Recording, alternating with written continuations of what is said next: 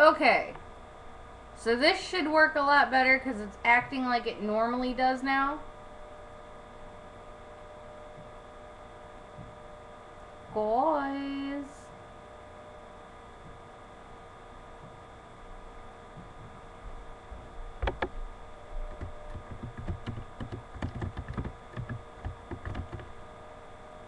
Ew. Damn it, Midnight. See, now I'm gonna hold you like this so you can't get... Wow. Okay.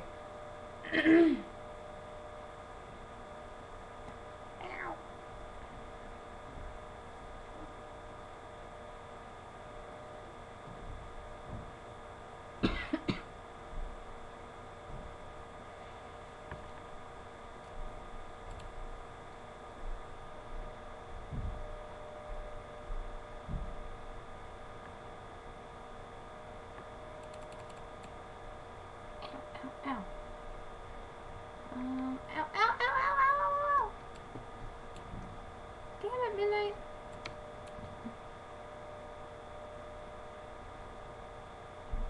That's really weird.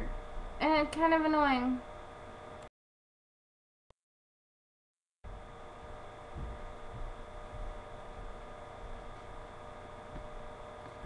Ow, ow, ow, ow.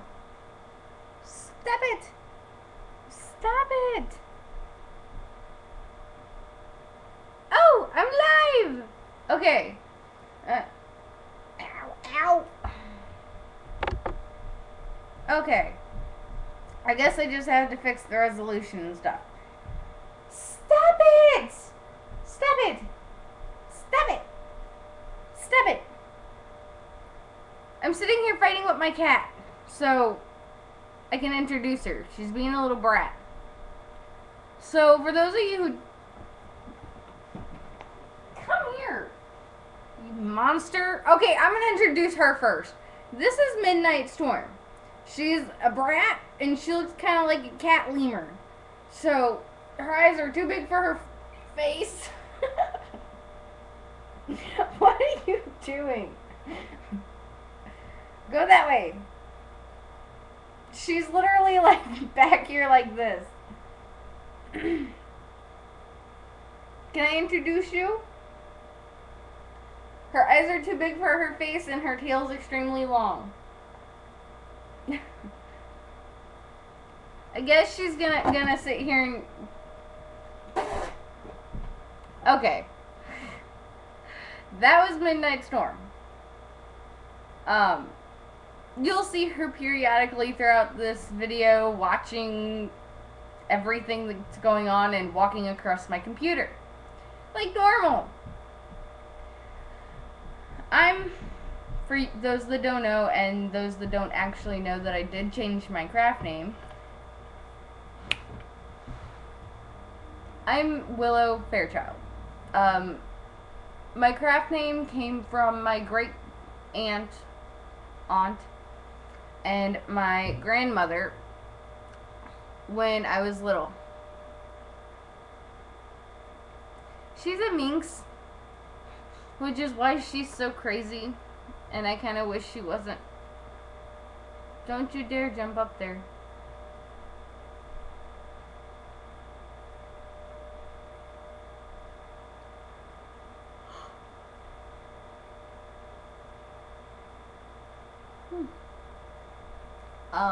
My name came from my great grandmother, or my great aunt, and my grandmother, as well as my dad. When I was born, my dad planted 2 willow trees out at my grandmother's house side by side, and he planted them a little too close together. So when they grew twisting like this. So the bark and the trunks are literally twisted together. And that was my favorite place to just be when I was little. Midnight.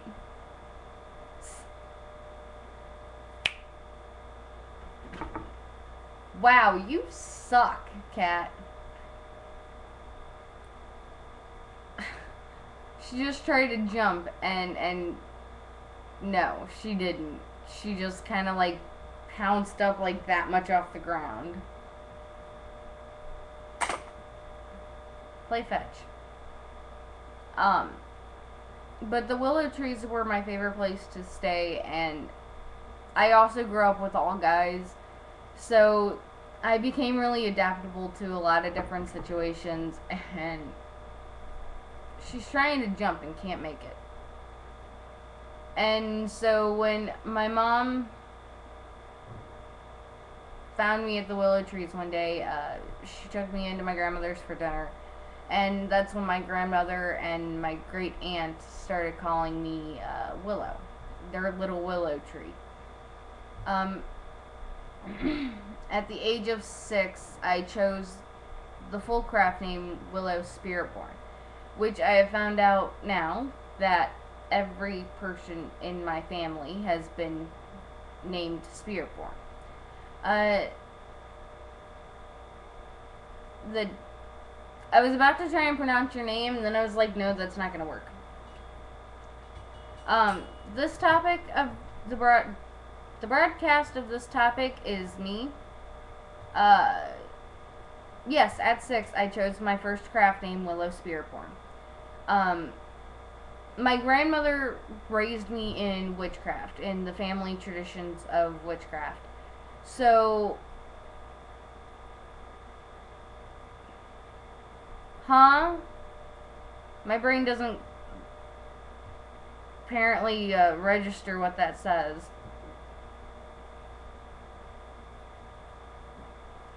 But my grandmother raised me in the traditions of our family witchcraft, which is traditional, not so much traditional, but old witchcraft with Lakota Sioux beliefs embedded into it.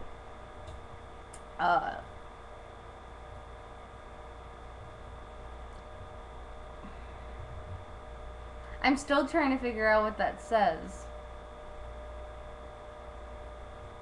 I had to make sure my cat wasn't destroying everything.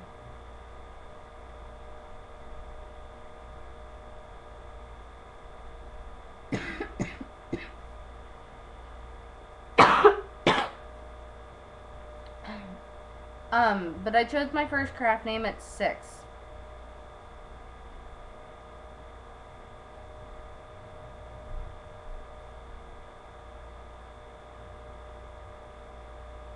Oh. I still don't know what that means, but at least I can read it. And I stuck with that craft name up until about a month ago, and that's when I felt as if I had outgrown the name Spiritborn and needed a new name. So I chose Fairchild. One of the things my grandmother always told me is that the willow tree is a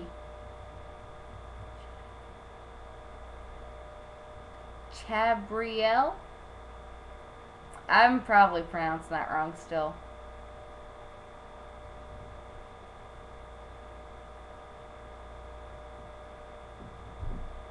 I'm gonna just call you Zabby.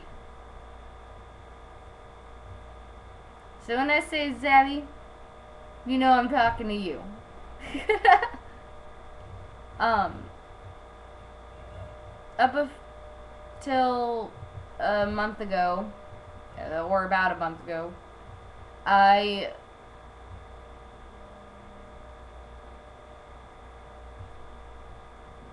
stayed as Willow Spiritborn until I found a name that fit me better, which was Willow Fairchild.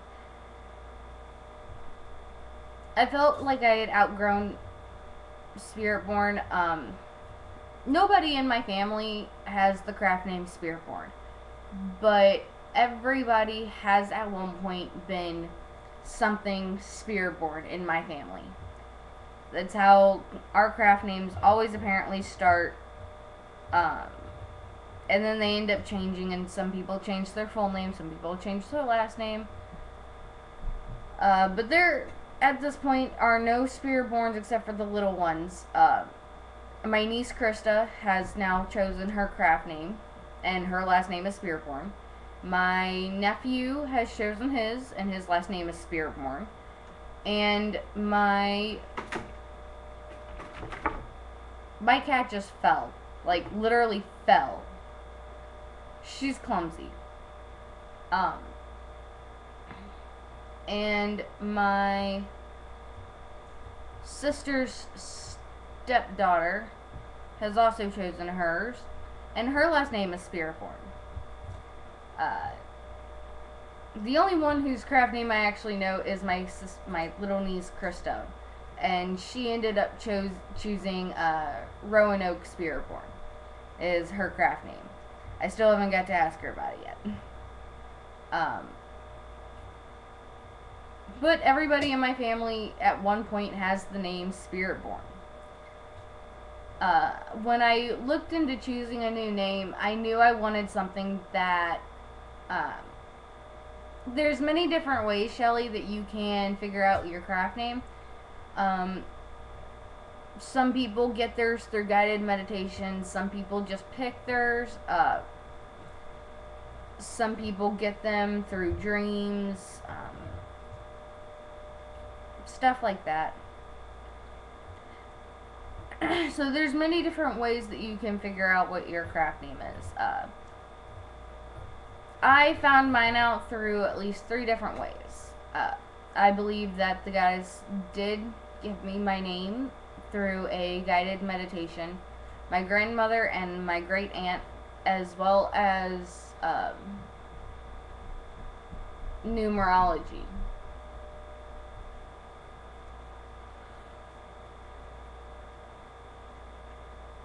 Sorry, guys.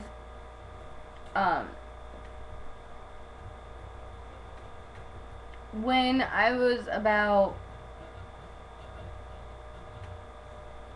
5. No, I wasn't 5. It's really hard to remember how tall I was at certain ages because I was basically the same height all my life. So when I think back and I look at something particularly, something I'm trying to remember, and I'm trying to gauge how old I was because I don't really remember how old I was, it's always really hard to tell by my age because I was the same height my entire life. I had to be about 8 or 9.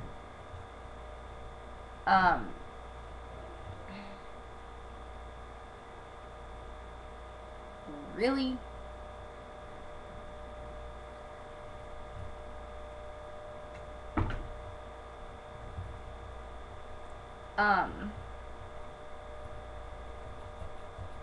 I had to have been about 8 or 9, and I started looking at who I was and what my family did and who my family was.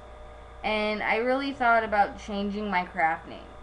And my grandmother, during a guided meditation, left me alone in the basement, which was where I practiced everything, ritual spells, where we kept our family grimoire. That was our sacred space, other than being outside, because that was one of the only things I couldn't light on fire. My first time outdoors practicing anything, I actually ended up lighting my hair on fire, and so my grandmother then took me inside to the basement where we couldn't really use big flames. So, at about 8 or 9, I was looking at who I was and who I wanted to be, and I thought about changing my craft name. And during a guided meditation, my grandmother left me in the basement. And I thought I had heard the door open and that it was my grandmother. So I opened my eyes and I turned around, and I was no longer in the basement at that point. I was actually standing in this really pretty forest, and there was somebody at my side. I couldn't see a face, but they had long hair, long dark hair, really kind of tall, slender, and my brain, like, it automatically clicked in my brain that this is the goddess. And so she said, "Walk with me, child," and we started walking, and then when we stopped, I was standing under a willow tree on the edge of a cliff. which kind of looked like the ravine, but we're not going to go there because that ravine scares me.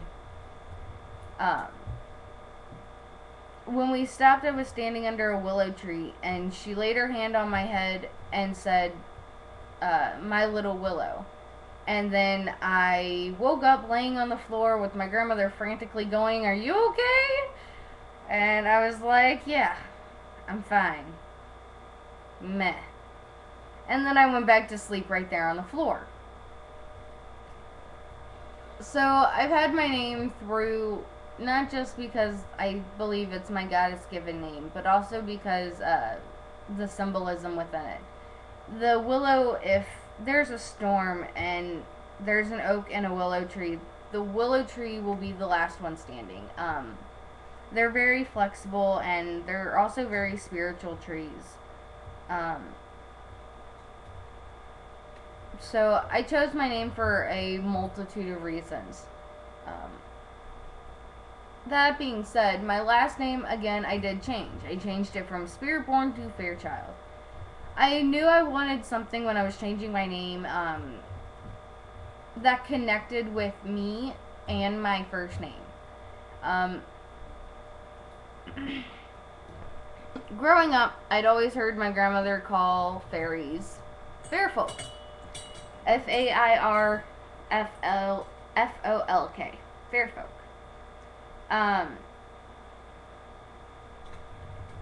So remembering that really distinctively, because at one point my grandmother did think my cousin was a changeling, and that was really, really funny, actually. Sorry, guys. I bleeped out for a minute. It was really funny, because my cousin's really dense, and just, my cousin. The Fae, I've heard my grandmother, the Fae. My grandmother called them fair folk, the Fae, fairy, the little people. I don't even know all the names she had for them. But I looked into it, and some of the Celtic and Irish myths adjust the Fae as fair folk as well. So I turned spirit into Fae, or fair, sorry. And the last part of my name, Child, signifies how I will always think of myself. I don't want to be one of those people that grow up and become kind of like Dave, that's a little cynical, and probably when he gets older, "You kids, get off my lawn!" So I try to stay mentally a kid. I know there's a place and a time for everything, just as there is for my immaturity and my maturity.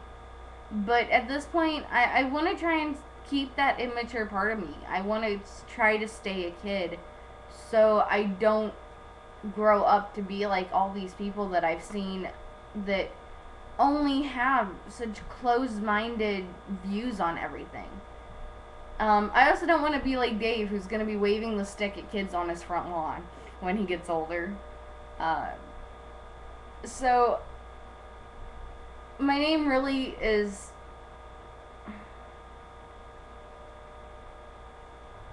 Yeah, even when I'm a crone, I'm still going to be called Willow Fairchild. I really can't see myself giving up that childish part of me. If I did, I would be extremely pensive and pessimistic and cynical, and nobody would like me. Because I wouldn't be fun, and I wouldn't have a personality, honestly.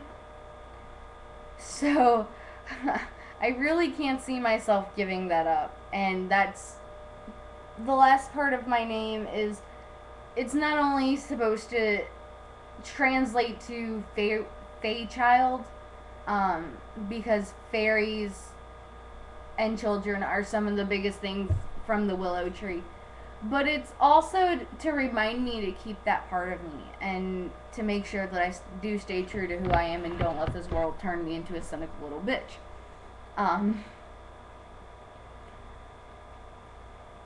But that's my name, and that's what it stands for. I'm still a maiden. Um, when Witches was up on sorcery and Mala still owned it or still ran it or whatever, when Mala was still in charge, um,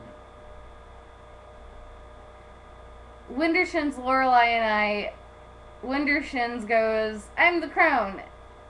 And she goes, you and Lorelai can fight over Maiden and Mother to me. So Lorelai chose Mother and I chose Maiden. So I am also the Maiden on the broadcast schedule. Broomy's probably gonna start being the Mother now because, well, just cuz. um, let's see. My spirit animal is a wolf. My totem animal is. I actually have a few totem animals. For the Lakota Sioux, you have 4 animals. You have external, what you show. You have internal, how you are with yourself, like when you're alone. You have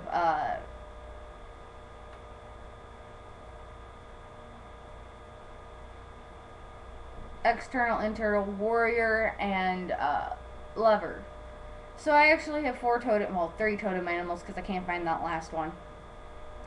I have no idea what my lover totem animal is, but I am a bear externally. Towards others, I am the bear. I am the motherly, you are my cubs, I will eat whoever tries to harm you. Internally, I am the eagle. And fighter, my warrior is the wolf.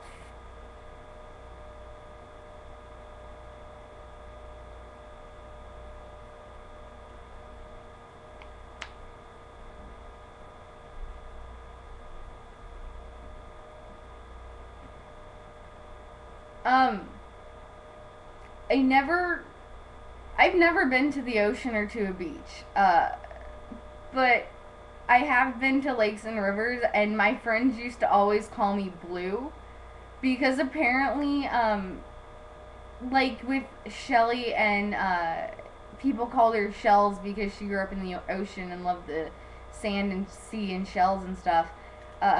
My nickname as a kid was Blue because apparently when I got into the water, the color of the water, the blue, would reflect on my skin and make me look blue. So my nickname growing up was always Blue. And it was really funny because my cousin's nickname was Red. And he got his nickname because he was a little firecracker. And he had a temper like nobody else except for me.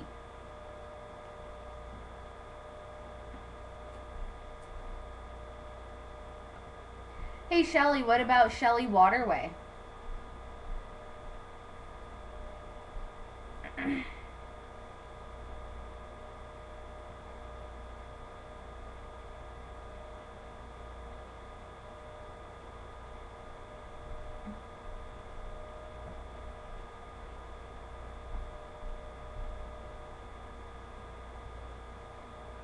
Ah!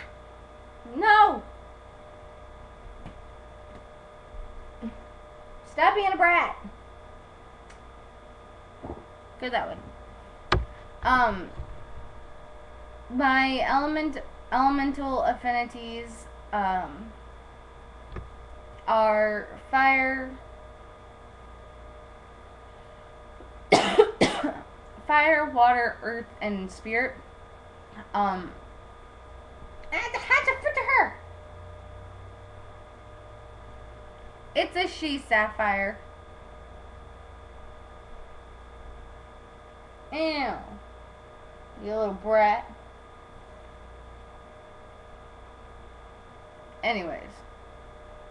My elemental affinities are fire, water, earth, air, earth, and spirit.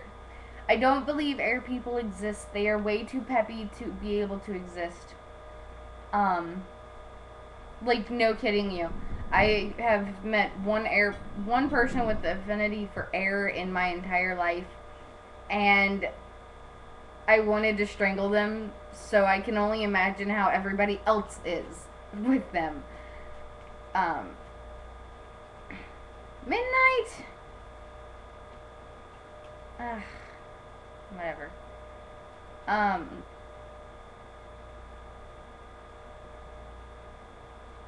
I my affinity with fire comes from my temper.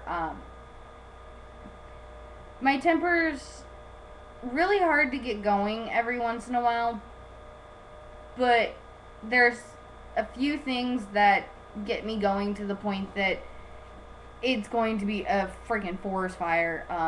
Water, I'm usually ruled by my emotions, which is really where my temper comes from. Um, Earth is the nurturing motherly instinct that I have. Um,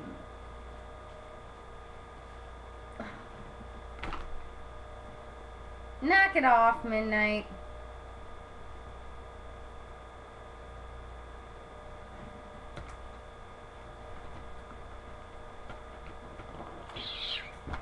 I'm sorry, baby, but you can't do that kind of stuff. And my spirit affinity comes from my channeling abilities, energy manipulation, um, or Shelly Pearlwater.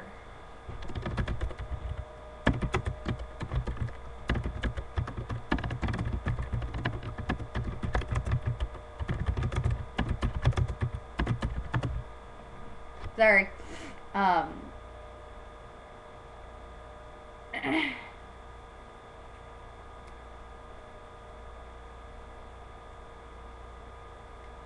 I'm a channeler. In American Indian culture, that means that energy manipulation is easy. Tarot, divination, um,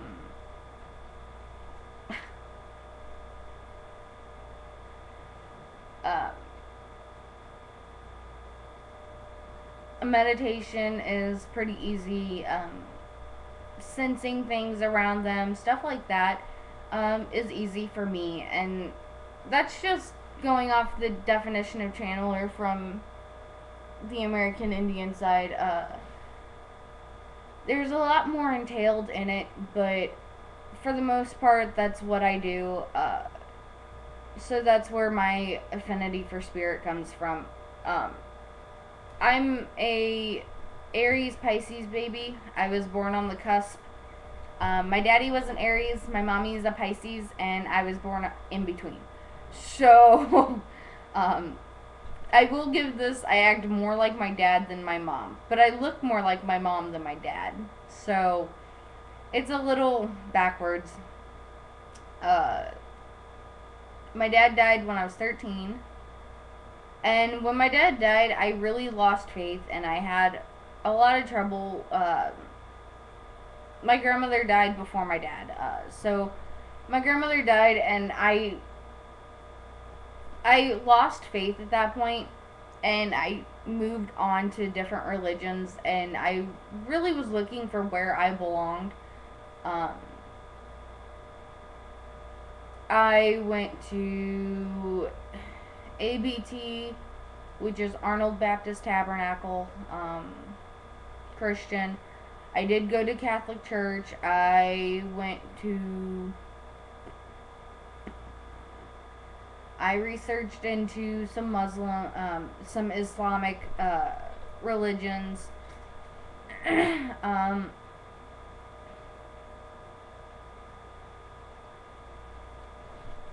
What else did I lost faith due to my grandmother and my dad both dying, and they both really suffered.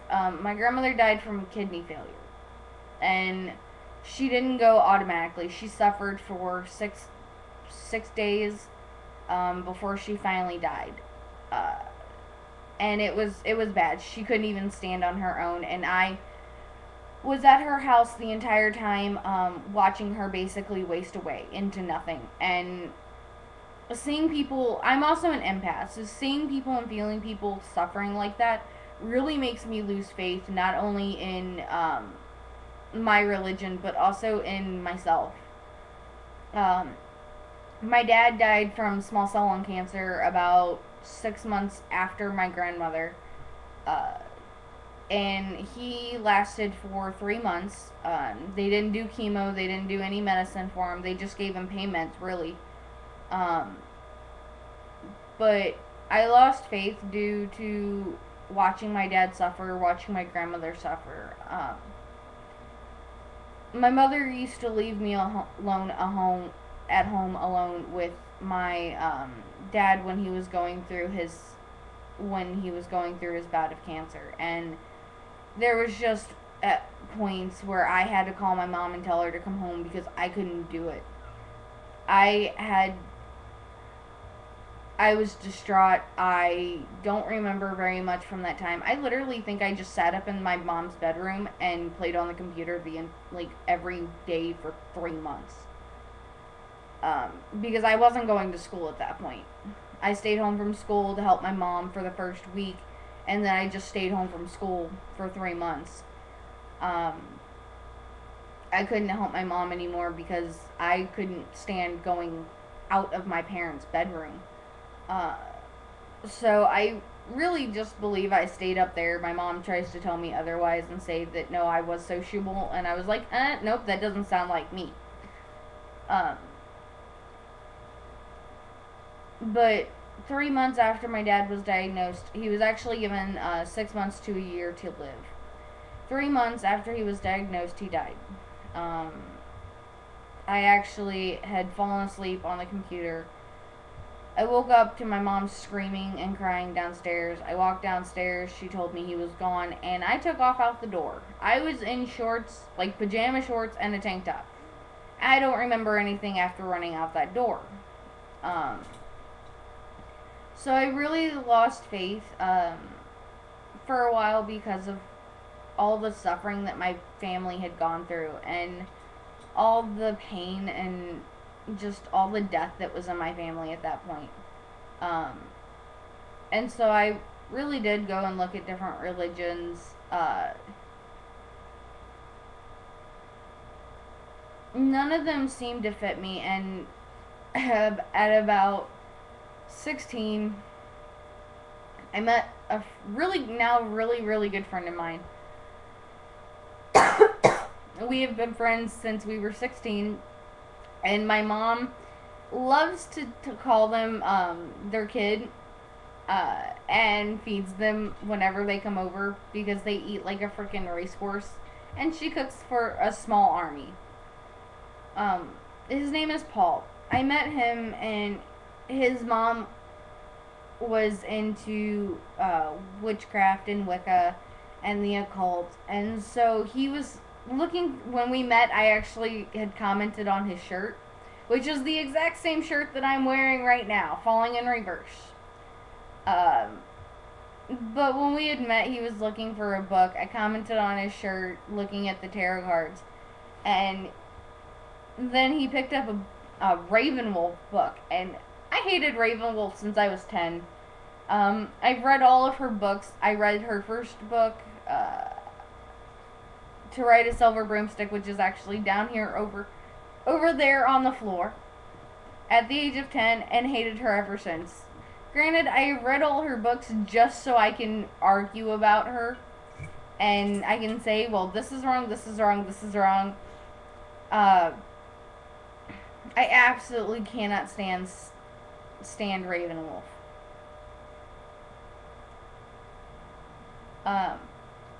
So I told him, don't get that book.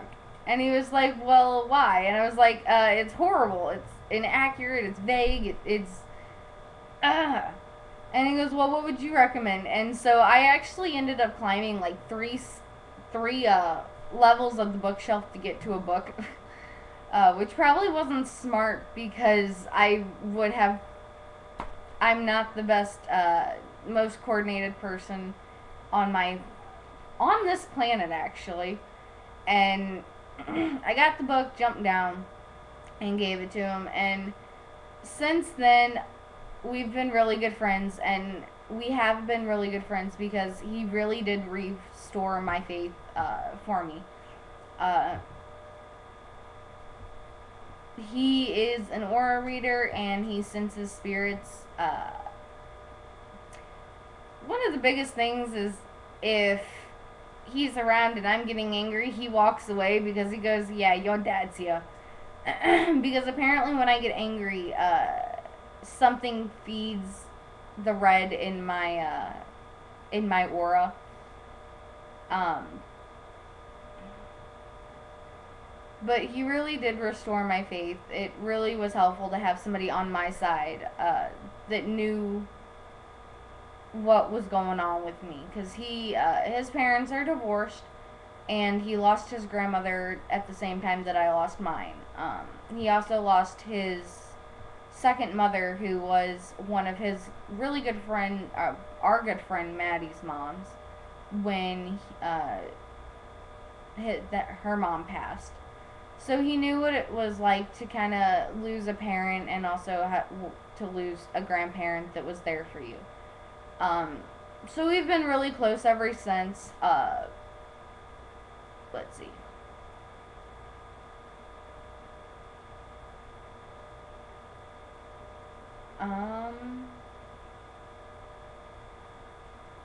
And ever since I've regained my faith, I have been teaching and tutoring and stuff like that. I am engaged.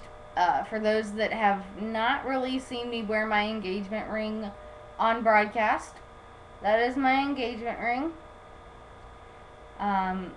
Most of you know him as the beloved, or as my beloved. His name is Tommy. He is currently at work, and when he gets home, Midnight's going to steal him. Let's see. Okay, so since Lady Leo wanted to see some of my Indian stuff, I'll be right back.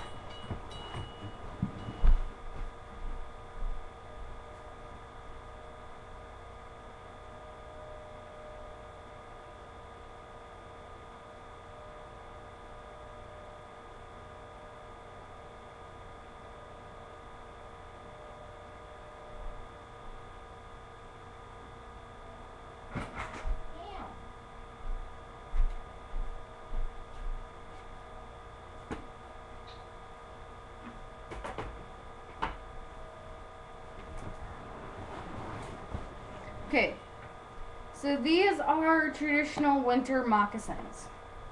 These are mine. I absolutely love them. They are some of the comfiest shoes ever. They are...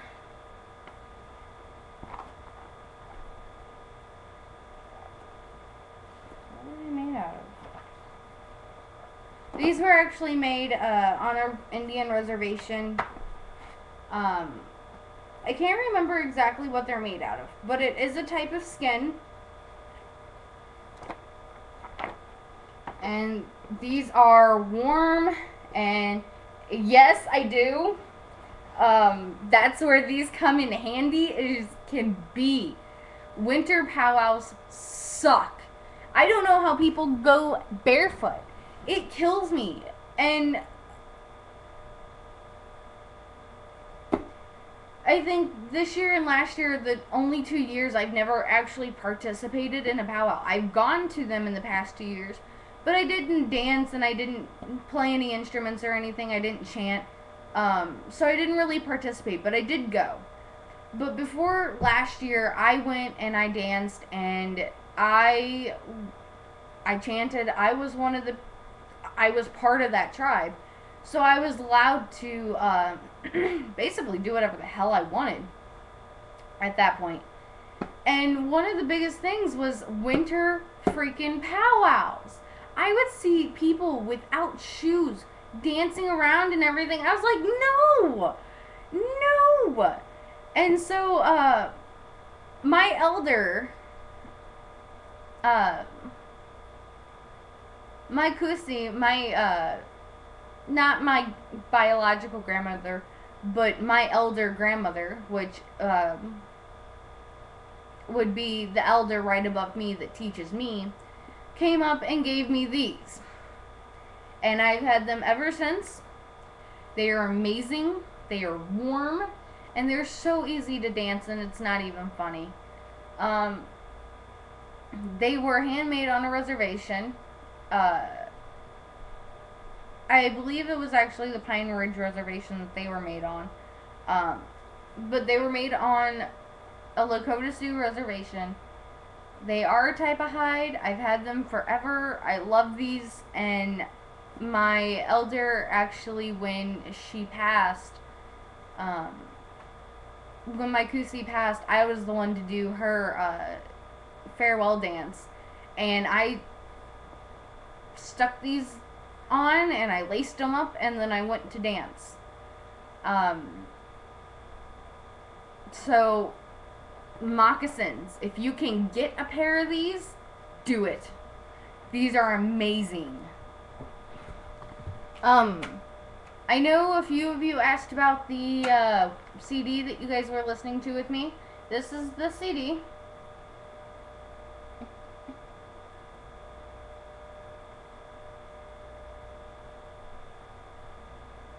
It's Native Winds. My mom actually ended up letting me borrow this yesterday. I ripped it onto my computer. But it's got people, like, the artists are Joseph Firecrow, Keith Bear, Andrew Vasquez, and Brian Apaki. Medicine Elk, The Mist, Along the River, Just Drifting, Before Dawn, Beginnings, Eagle's Journey, Moon Dancer, which is one of my favorites, is Moon Dancer. I am actually Native American.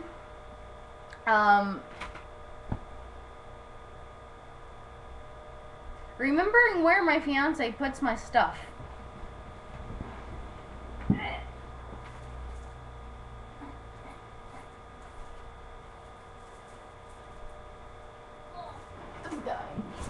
Okay.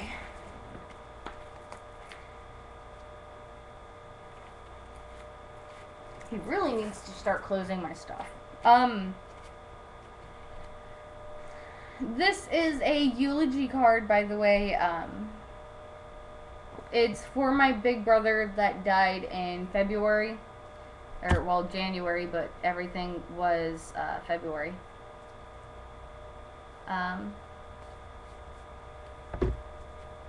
This is really old, but this is my American Indian card. It means that I am registered with a reservation.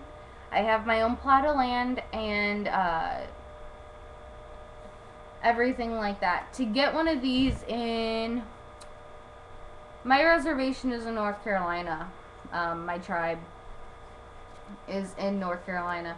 And in North Carolina, to get one of those, you have to be over 50%. My mom is full-blooded, and my dad was over 80%. So I'm pretty close to being full American Indian. That's my wallet, by the way, with all the anime stuff on it and the Kingdom Hearts stuff. So that would be my wallet.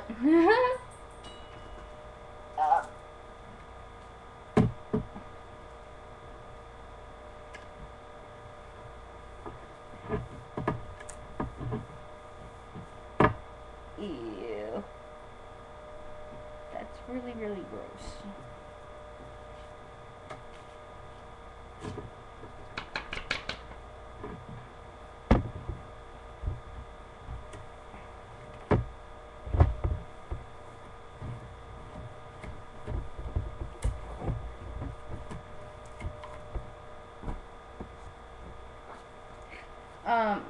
This is another eulogy card.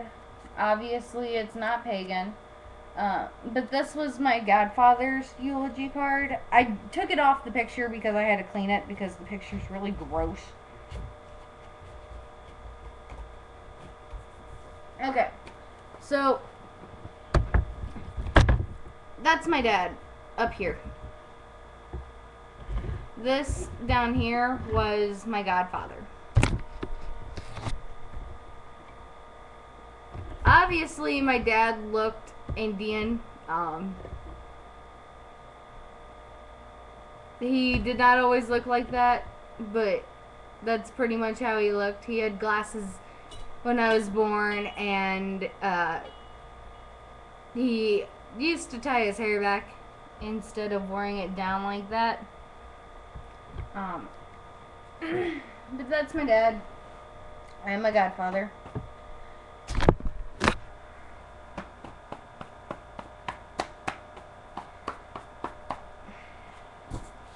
That was me attempting to clean something I just dirtied.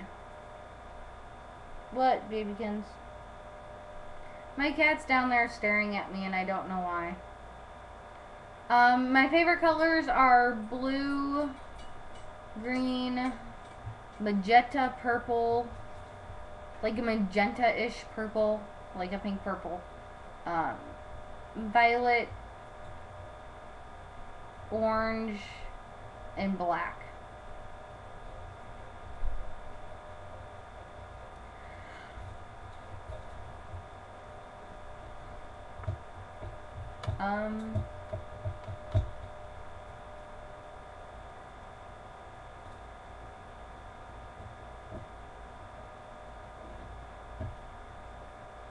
Now you're stuck.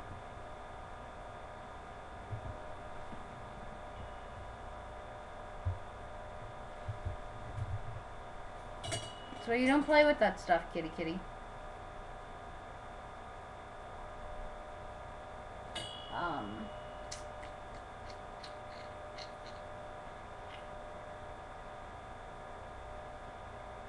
Does anybody have any questions?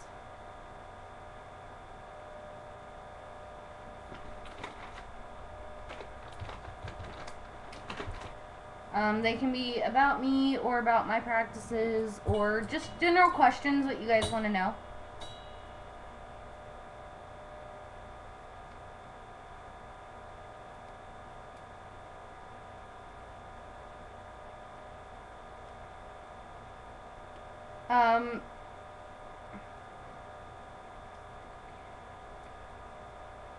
Another little tidbit of information. I have done vision work before, Sapphyre.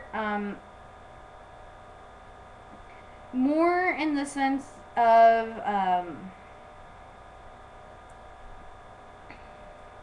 vision quests than what most would consider Wiccan vision work. Mainly because, yeah, they're called vision quests. Every young person of my tribe at the age of, I believe I did mine at 13.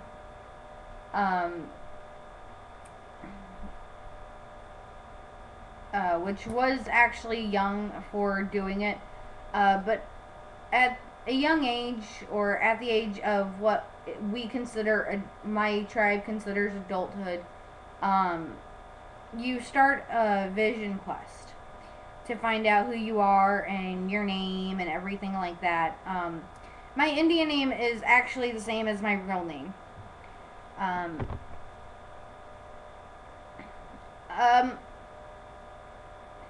It's not so much signs as it is in a vision quest where it literally tells you what you already know deep inside. Like for my Indian name, I already know my Indian name. I've known it my entire life. It is my real name. It's not the same as a craft name, because it is actually on my birth certificate. It is my birth certificated real name. But when I did the vision quest, I actually found that I had two Indian names. I have my real name, which is Morningstar. It's Crayola. And then I also have Little Wolf.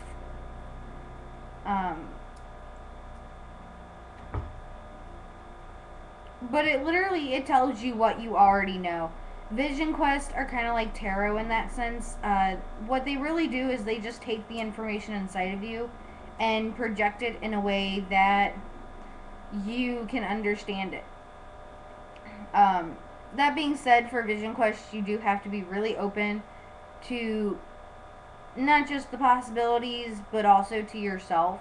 Because if you're not going to find or do anything. You're not going to understand anything, because it's all a part of you. It's all based on what is there inside of you. And if you aren't in touch with that part of yourself, you're not going to understand those visions or those signs.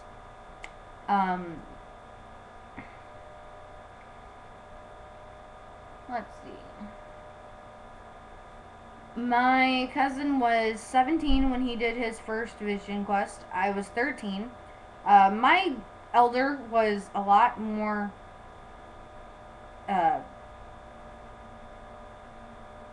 I'm trying to look for a nice word for this, because otherwise it's going to come out in a stream of curse words. She was a lot harder on me than a lot of the other elders that took young people under their wings. So I knew stuff that I wasn't supposed to know until I was like 17, and when I was like 13, 14 years old. So I did my first Vision Quest at the age of 13, which is really, really, really young, considering that you're not supposed to take your first Vision Quest until you are 17 or 18 years old.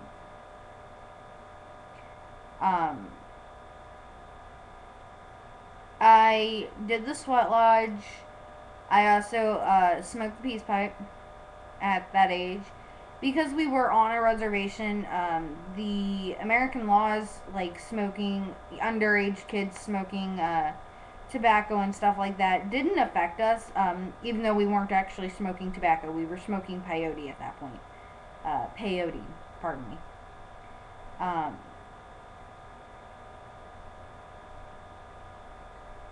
We smoked peyote in the peace pipe, and then I started my walk, and I left the village, left the reservation, and went into the woods to have my vision. I literally came screaming back about 20 minutes later.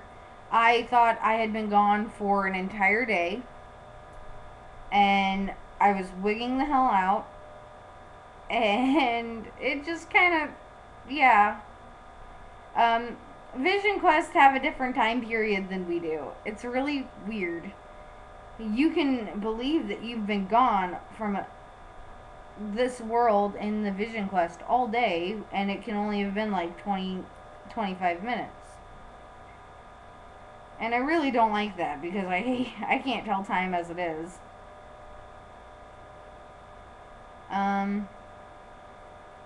Any other questions?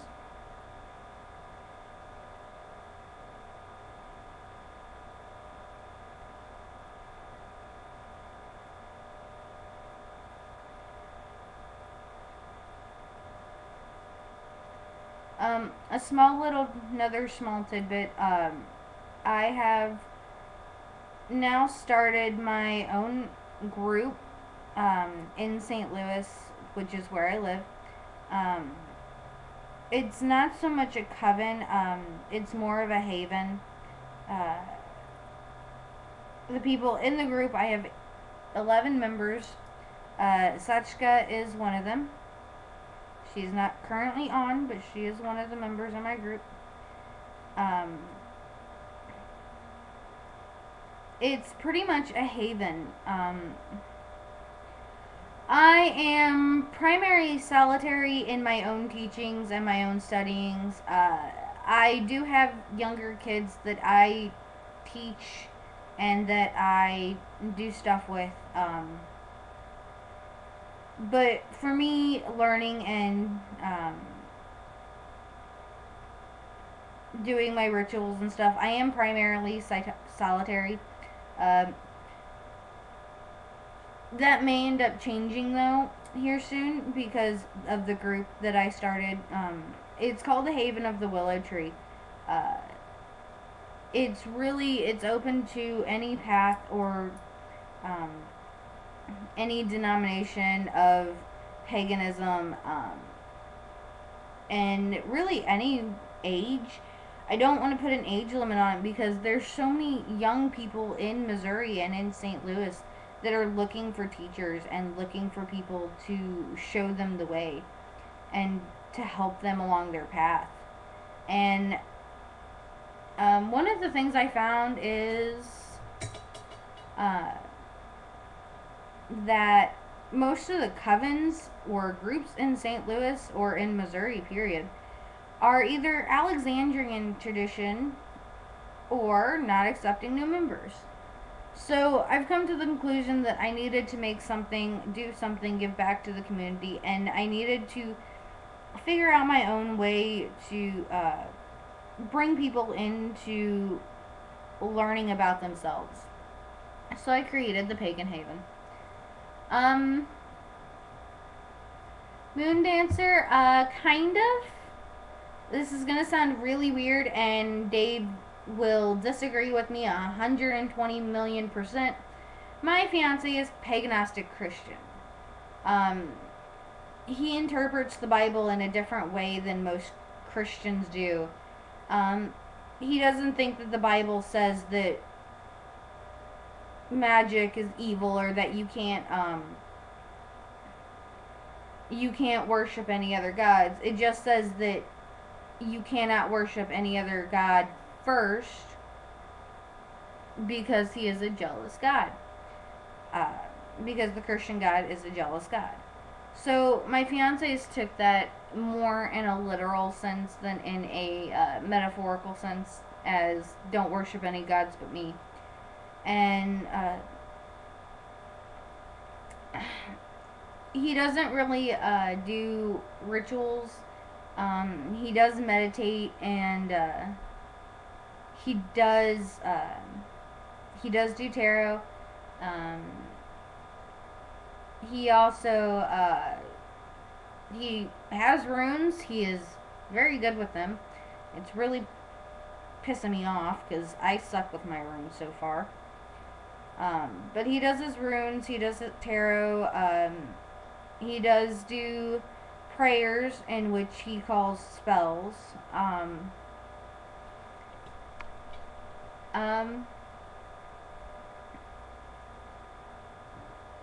But other than that, he doesn't really practice the same as me. He grew up in a split home with Jewish and Christianity, or not Jewish, Jewish and Catholicism. So he's pretty much forged his own path. There are similarities between our paths, but not very many.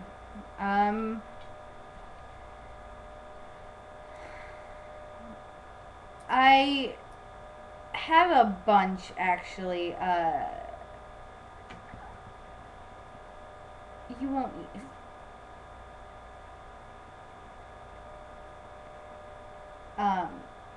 I have a pentagram necklace that was given to me by a really good friend of mine.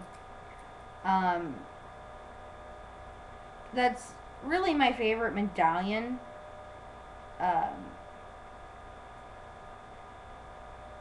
My favorite stone is moonstone, and my favorite symbol or seagull is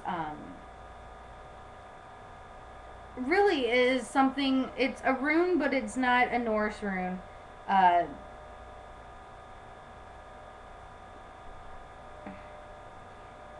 So it really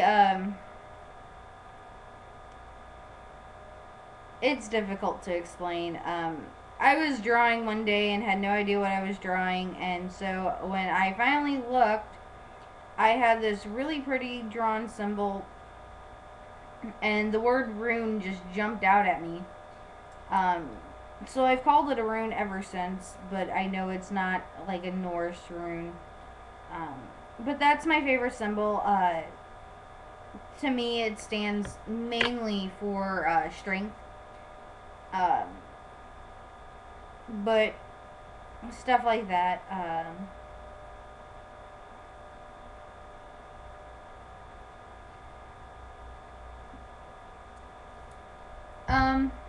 Here. These are my runes.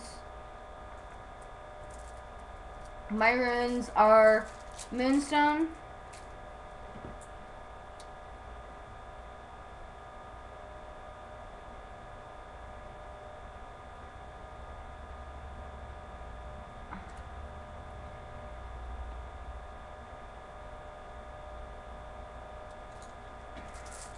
Those are my runes. My runes are Moonstone. I have 2 tarot decks. I have this one, which I'm looking at it like, how the heck did I do this? This is the Shadowscape tarot deck. I have had this tarot deck for almost as long as I can remember.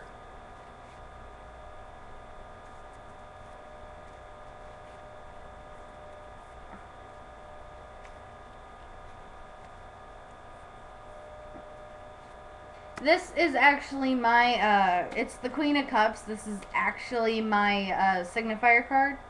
And I say it's my signifier card because it's the one card that I've always gotten. Even when my fiance does my readings or does readings for me, or even when I'm just messing around, I've literally always gotten that one and that card in a spread, even with different decks. I also have this deck.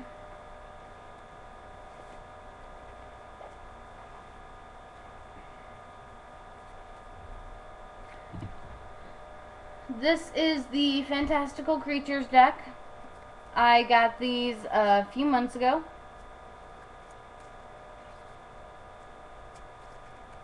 I've used these a few times for readings.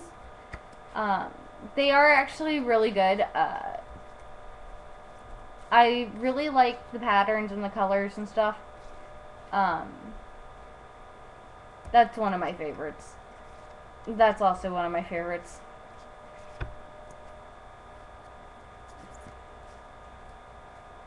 This is actually an Indian, American Indian symbol.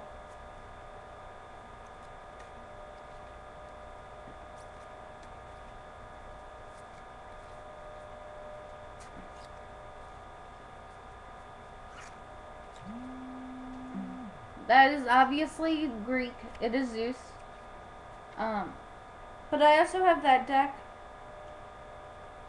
And then I have a normal playing card deck that I don't really use that often, but I do use.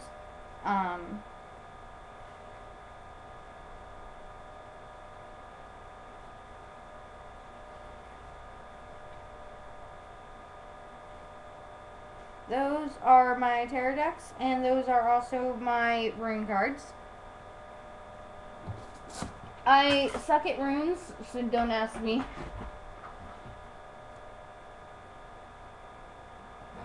Ooh.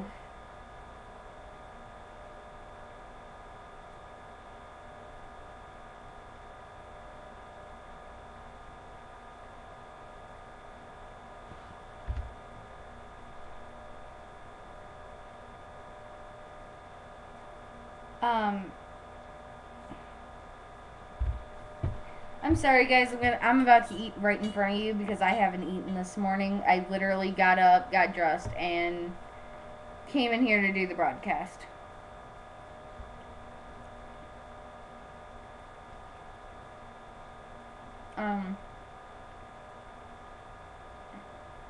Midnight is about...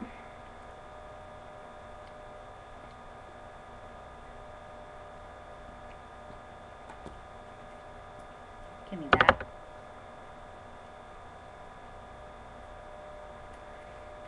I would say she's about 3 months old. I got her from my sister, my little sister, who is not blood, but still really, really close to me.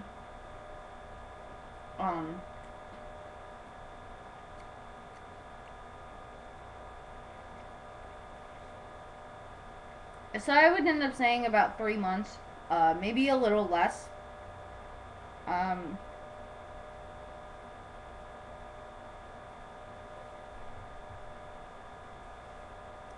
She's currently sprawled out next to me.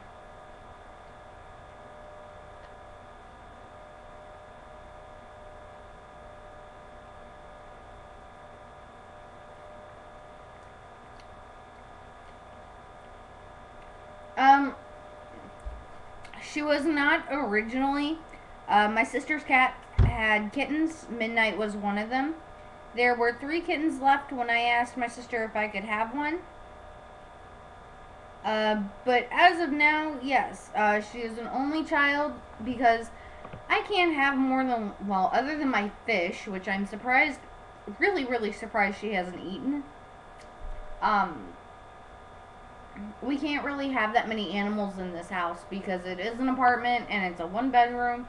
So we're trying to keep it down to only 1 or 2 animals. That being said, I do have a puppy that a friend of mine has right now, and I do have another cat.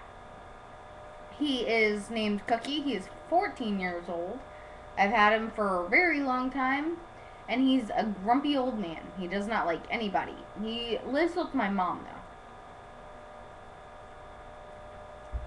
Mainly because I'm afraid him and my fiance would kill each other.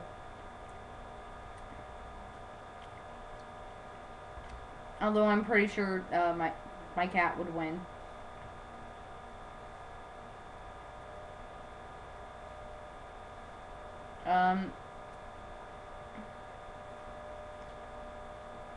I also have a dog that I'm not allowed to get at the moment because he is too big for these apartments. His name is Gordy. He is a rescue dog. I used to work at Stray Rescue of St. Louis, and when I worked there, Randy took me on a call that he got from the police.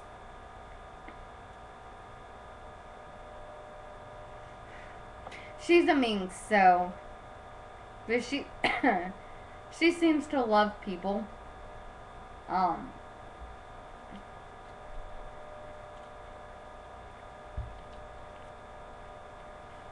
But Randy, the founder of Stray Rescue, took me on a call that they had gotten from the police department.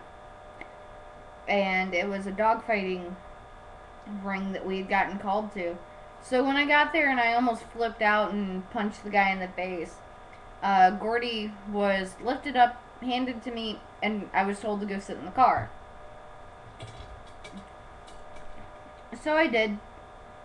And when we got in the car, he started growling at me and all kinds of stuff. And I was like, oh, just shut up. And since Randy put him in my arms, I've never left his side when anything happened. I am a firm believer that that animals pick their humans.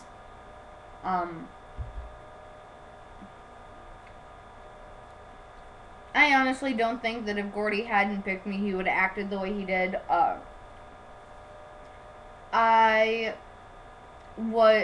Within a few days of him being out of the vet office, he was up in where I used to eat my lunches. And I would open his kennel door, he would sit there all pretty like, and all kinds of stuff. I taught him, well, he learned sit, stay, paw, and kiss attack, which is literally, Randy taught him that one. Randy would open his kennel door when I was walking in to put my lunch in the fridge, and Randy would go, kiss attack, and he would jump on me, put me on the ground, put his paws on my shoulders, and lick my face until I couldn't breathe.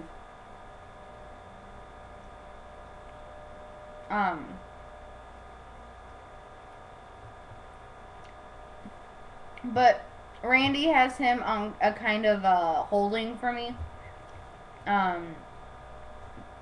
They tried to adopt him out once, and he basically flipped royal shit and came back that same day. And then I came in and was like, oh, I couldn't smell it. I was so used to working with all the dogs there that I'm pretty sure the only one that really cared was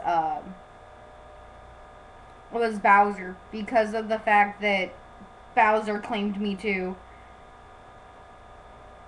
But Bowser claimed me more as his pup than as his human. he would come around me and curl up around me and nuzzle me and lick my face to give me baths and stuff like that. But he never really got protective over me. Um, but Bowser was really the only one that cared that I stink. So, um, but Gordy is about 40. No, he's about 50 pounds now. Um, our dogs can only be up to 20 pounds in this house. So I'm not allowed to have my dog yet. He's very protective and loving, and he basically, just like Midnight, he chose me, and just like Barkley, which is the dog that my friend has that's mine, it chose me too. Strangely, Gordy's breath never smelled. His slobber, his breath, none of it ever really smelled. It was really weird. And I never brushed his teeth, so I have no idea why it didn't smell.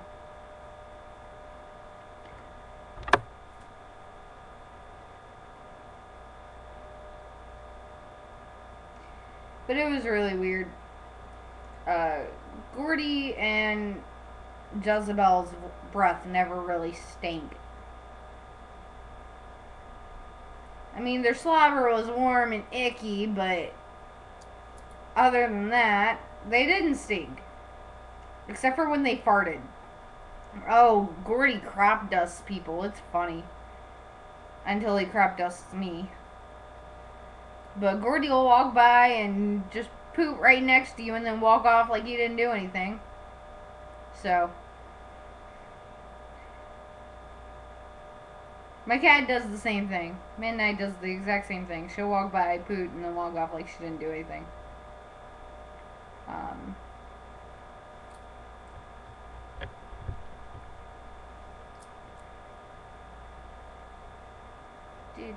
Let's see.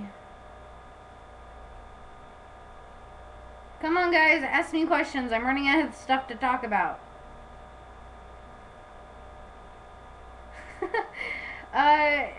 Gordy's kind of smells like rotten eggs. It's really nasty, but that's what it smells like. I actually ended up making Dr. Rooney, which is the vet at Rescue, change his food because he stinks so absolutely bad. Yeah, I like to say that I am.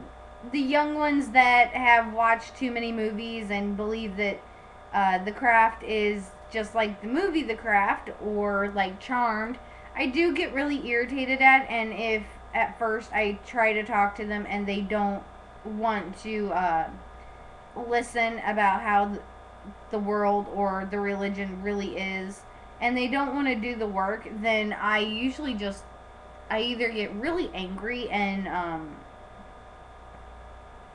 the other me technically takes over, or I walk away, because at the point that I believe a kid doesn't want to, like a young one doesn't want to do the work or wants to see the reality of it, they're just in it for the delusion that they can give themselves.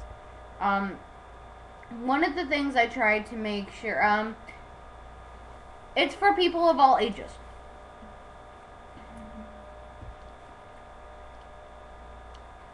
I have created the Pagan Haven for people of all ages.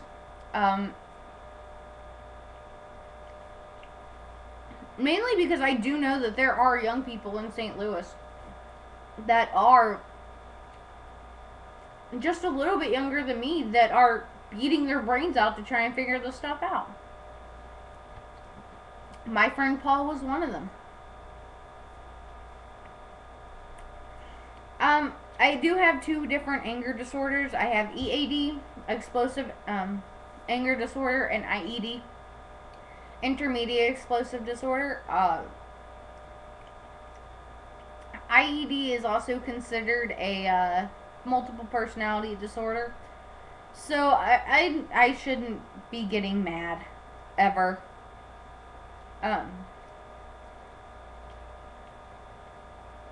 That being said, I do because I'm human and because I'm an Aries. Um,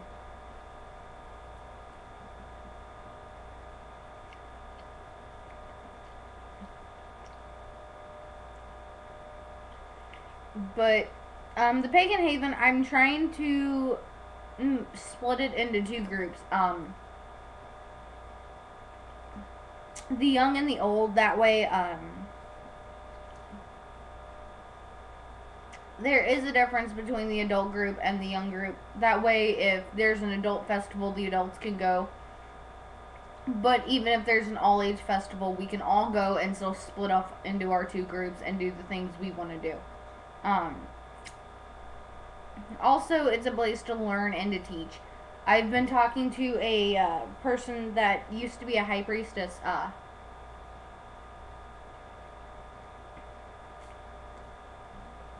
in I believe it was Washington.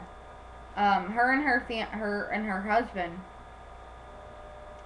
moved here after choosing their successors for high priest and high priestess for their coven, and she's been looking to get into something like what I'm doing. She doesn't like the thought of covens because it divides the pagan community even more than what we already are divided as. And so she's actually really excited to get into the pagan coven as not only a teacher but as a high priestess, and a kind of figurehead. Because she is older than me, she's like, I'll handle all the business aspects. I'll be the guardian and da da da da, and you can just do what you do, and I'll listen. I'm like, okay, cool. Um,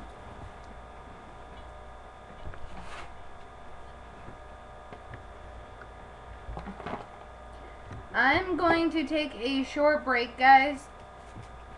Go potty, go do your other stuff. But I'm gonna take a short break.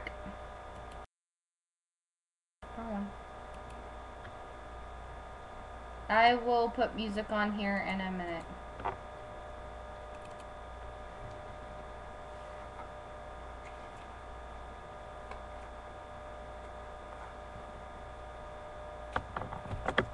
As soon as my Spotify works.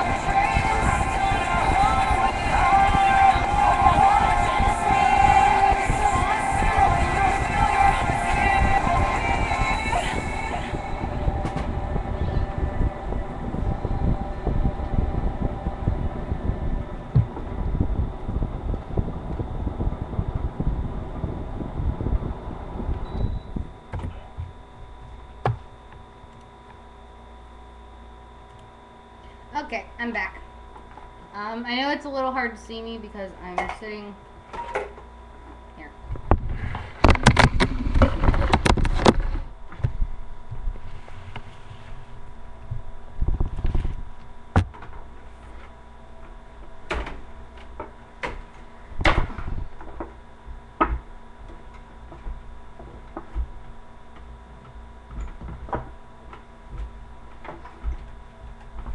Okay. It's a little easier to see me now.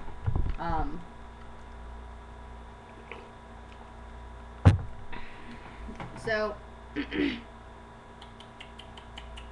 midnight. I have a feeling she's destroying stuff.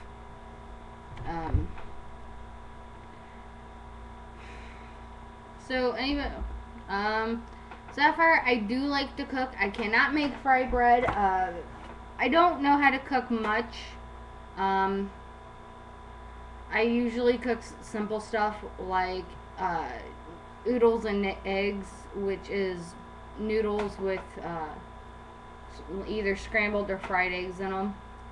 I know how to make maggot stew, which is a combination of rice, eggs, and hamburger. And I can also do types of goulash.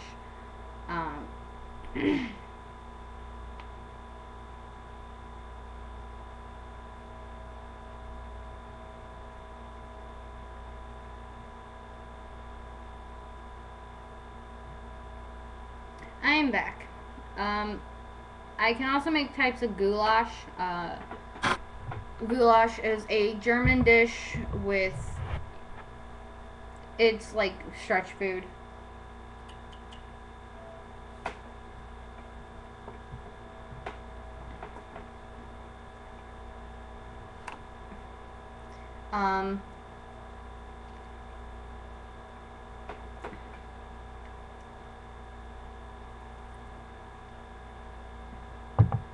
Usually it's hamburger, mashed potatoes, and either corn, or sometimes I put eggs in it. It's actually really good. I can do hamburgers. I can make my family's chicken and dumplings. I can do any type of breakfast food except for eggies in a basket. I haven't figured out how to do those without breaking the yolks.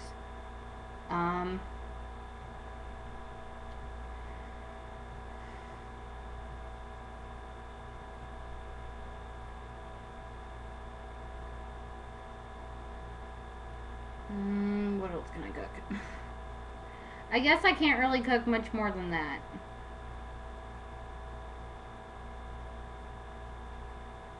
I'm currently getting a bath from midnight.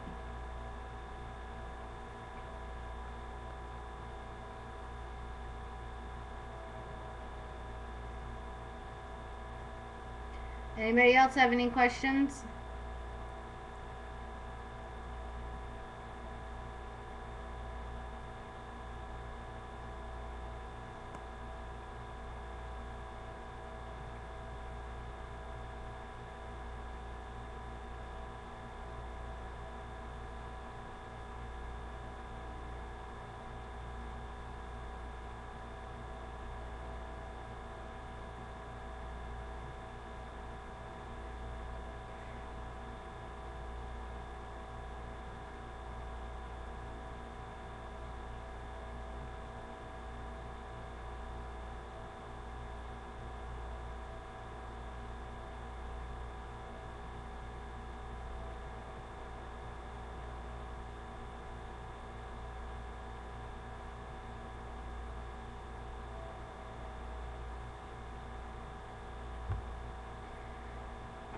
Okay, so it's almost 4 o'clock. I'm gonna end this broadcast now, guys. I may be back on later to answer some more questions about really anything. I do broadcast tomorrow.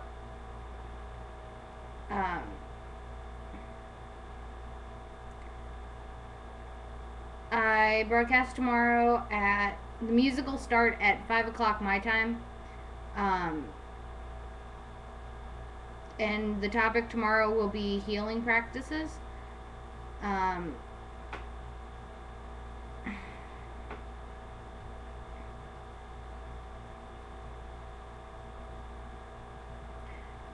um, so at this point, I'm gonna end the broadcast.